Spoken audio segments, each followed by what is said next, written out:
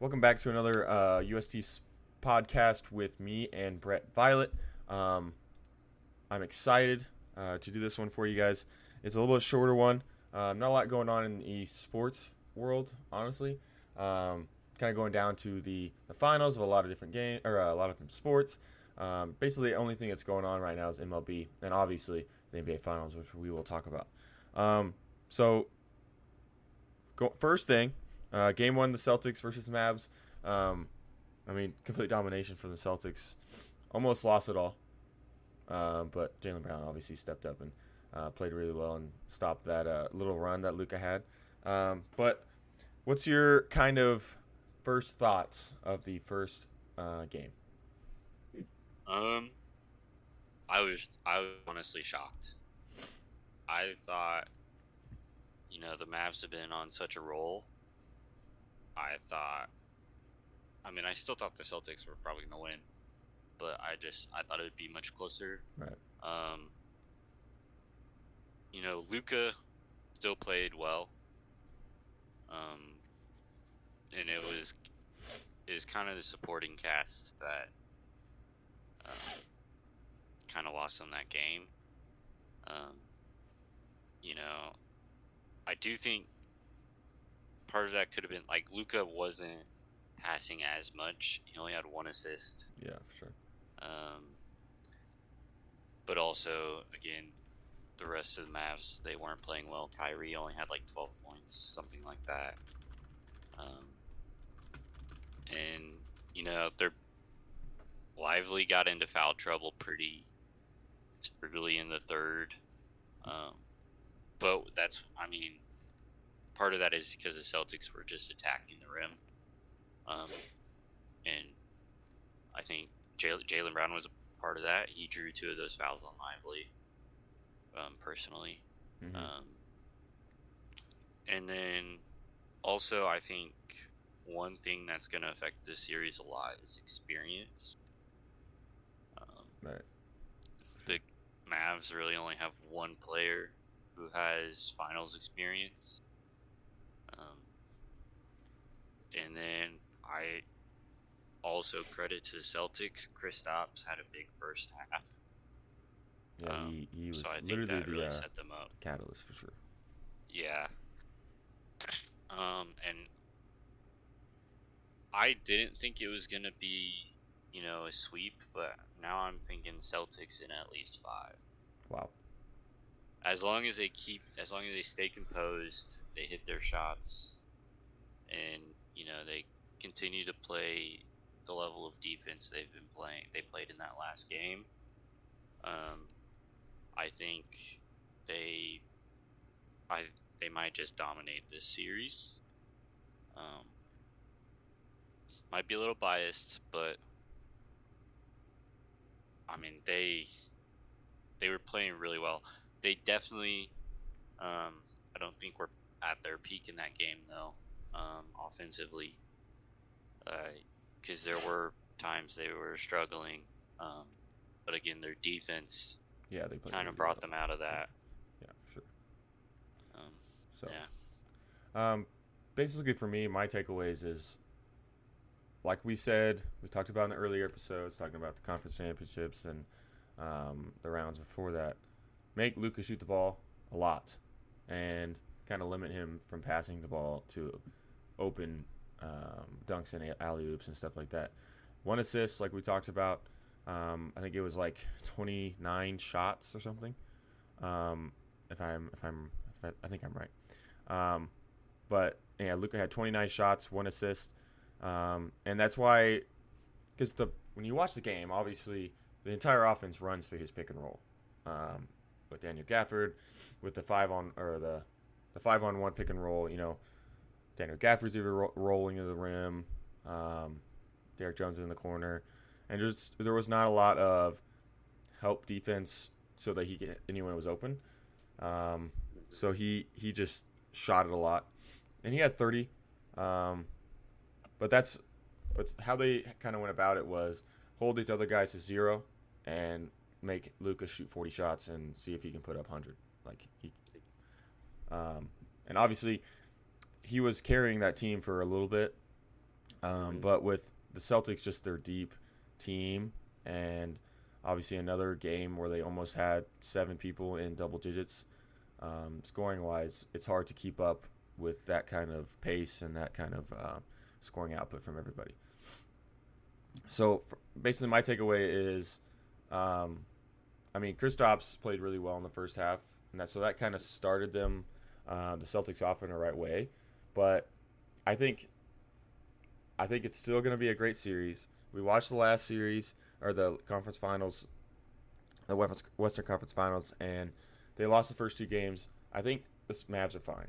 I think Game 6 or Game 7 for the Mavs is still a viable topic or a viable place to be for me.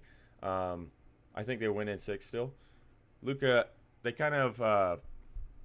I'm kind of excited. I was kind of excited when they were losing by a lot.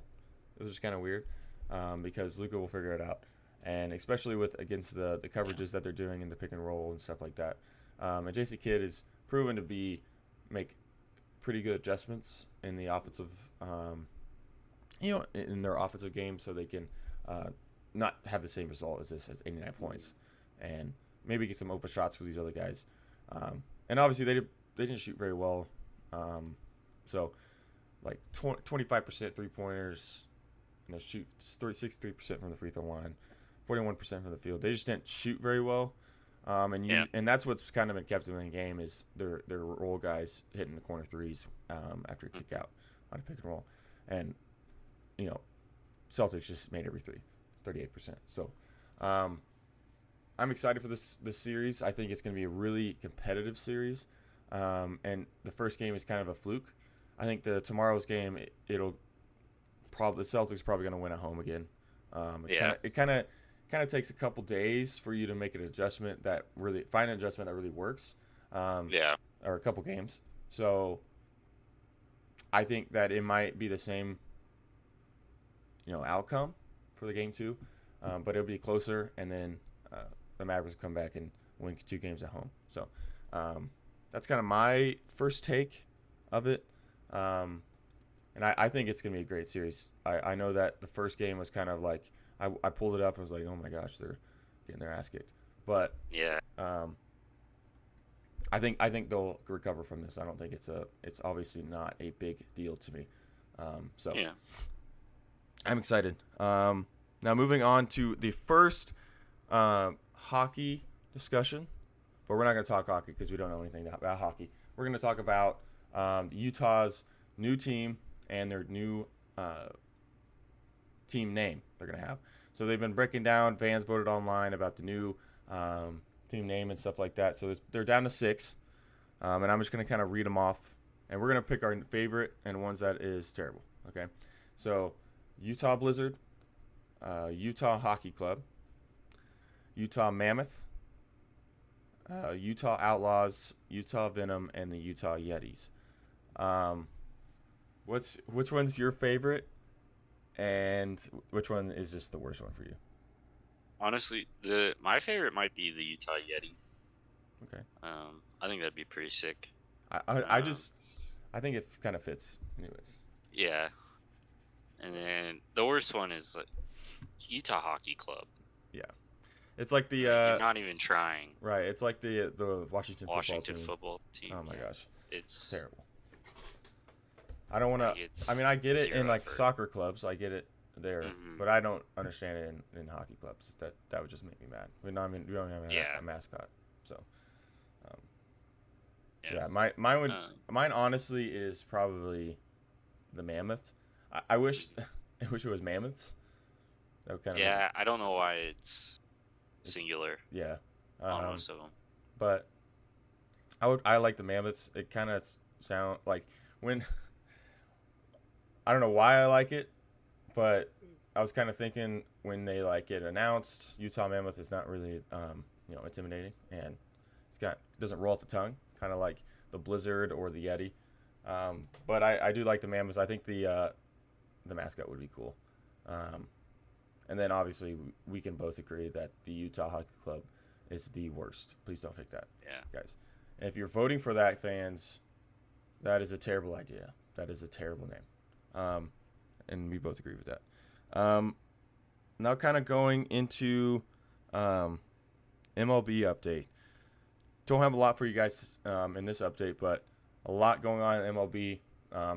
50 games plus right now, and I'm excited about this season. A lot of good teams, and it's kind of weird because there's a lot of really good teams. So it's hard to pick who is kind of the favorite. We've been kind of doing a MLB update every month. Probably going to do a little bit more because of the kind of just lull in sports coverage. But basically, for me, my top teams are still the Dodgers and the Phillies. But I have seen that the Yankees have kind of been on a roll, which I'm excited about. They've been hitting the ball really well, playing really well at home, and they do play the Dodgers. I wish I could go watch that game, but I'm obviously not in LA or in New York. But they play the Dodgers soon, the next coming up, so that'd be a really good series. I'm kind of excited for this Yankees team, and then my St. Louis Cardinals have kind of went through a skid, if I can find exactly. 5-5 in the last 10 games, but they've been playing. They're going to play the Rockies, so they played the Rockies yesterday and won. So they're going to come back, but 30-32 for the Cardinals, and it's just another crappy year that we can't really be excited about. But those are my kind of top three teams: Dodgers, Phillies. I'm excited about. Obviously, the Dodgers. And then the Yankees has been on a roll. And Garrett Cole's going to be coming back soon. Just started pitching in the minor leagues. Pitched the first 3 innings, and he'll be back in a month or so, I think. So that team is going to be really good when it comes to the end of October and everything. So, yeah. Yeah. I mean, I've got to kind of agree with you. Phillies, Yankees, Dodgers. Dodgers have so many stars. If they don't win, it'll be kind of embarrassing, especially because of just how much money they shelled out this past offseason. The Braves, were playing really well, but one of their best players, Acuna Jr. got hurt, tore his ACL, I think. Yep. And the Royals, my Royals, kind of taking a skid too. 4-6 in the last 10. Haven't playing great on the road. Unlike the Yankees. So I think, probably. I feel like Philly's really on a roll right now. So I mean, they might be my favorites. They're playing really well at home too, for sure. Yeah. So Phillies, Yankees, Dodgers. Okay. The obvious choices. It's hard to in baseball when this kind of earlier in the season. It's hard to pick the teams that like a one-off team that's probably going to win it all, because there's so many up and downs in baseball. It's like we talked about last time. It was the Braves we picked, and then now they've went on a little skid, so they're almost 500. Yeah. So, now let's talk about the top hitters in the MLB right now. A lot of change since we last talked about this, but really, Mookie Betts, Shohei Ohtani is still in the top 10. Profar, Jurickson Profar is now in the number 1 for the batting average, hitting ball really well, seeing the ball really well. 74 hits, not as many at bats as the couple people below him. And then Marcell Ozuna, obviously having a monster year in the home run department. You kind of, where am I looking at? He was hitting top 5, I think, top 5 in the batting average, and then obviously 18 home runs. So he's been hitting the ball really well, kind of carrying that Braves team, especially since their star went out. So hitting the ball really well, and then Aaron Judge obviously just had a crazy May. And early June. 21 home runs so far. How many RBIs does he have? 55 RBIs, and he has been the reason why the Yankees have been playing so well. He's hitting like 400, and he hit like 400 in May, a bunch of home runs. He's been kind of the catalyst for them. That's what I'm kind of excited for, because when Aaron Judge hits the ball really, really well, the Yankees are really hard to beat, which has been proven a bunch. Obviously, he has a lot of strikeouts, but I mean, he has 21 home runs. I mean, can't really be too mad about that. And then kind of going through the on base percentage as well. It's very important. Profar is getting on base a lot, about a 41% clip, compared to like people like Bobby Witt at number 2, batting average with 37%. So kind of a little update about the top hitters. Who's kind of your top hitters right now? Yeah, I mean, I was gonna mention Bobby Witt. You know, he's second in batting average, and tied for second he is in second for hits. You know, I think he's also got 19 stolen bases on the season. So yeah, he's kind of do everything for that team. For sure. Yeah. And then again, I was gonna mention Marcell Ozuna. You know, he's been playing really well. He's tied with Aaron Judge for RBIs. Mm-hmm. And then again, Aaron Judge and Juan Soto are, you know, are kind of carrying the Yankees right now in terms of hitting. Yep. So yeah. And I like to see the old Salvador Perez being top 10 in batting average, hitting 305, in his age. Just very consistent his whole career. And then finally a prospect for the Cardinals that is hitting the ball, Mason Wynn, 310, playing a lot of games. I mean, not as many games as these other guys. Has 184 at bats, 56 games played, because he's a rookie. So they're kind of limiting his playing right now, kind of like what they did with Jeter and everything. But his RBIs aren't very high because no one's on base when he hits the ball, because that's the Cardinals, and we have a negative 47 run differential, so no one's on base. But I'm excited that we actually have because it's not Jordan Walker, and he doesn't go on a hitting streak and doesn't hit the ball very much. But we have a recruit that is actually hitting the ball. So the future is bright for us. So maybe we get a couple of these other guys hit the ball, like Alec Burleson's hitting the ball really well. Pretty decent, 278 batting average. Just kind of going through. And then obviously, you look at the top 20 batting averages, 4 of them are the Dodgers. Will Smith, Freddie Freeman, Mookie Betts, Shohei Ohtani. Just crazy. Like you said, if they don't do something, it's going to be very embarrassing. And that's a lot of pressure, which I don't think they really feel that pressure. They don't really care. But come on. Yeah, 4 top 20 batting averages, 4 top 20 hitters. They have to do something in the playoffs. So, yeah. Short and sweet for you guys today. Not a lot of updates. Going to be coming out with different mock drafts, different stuff like that. So you guys have a good night and have a good rest of your day.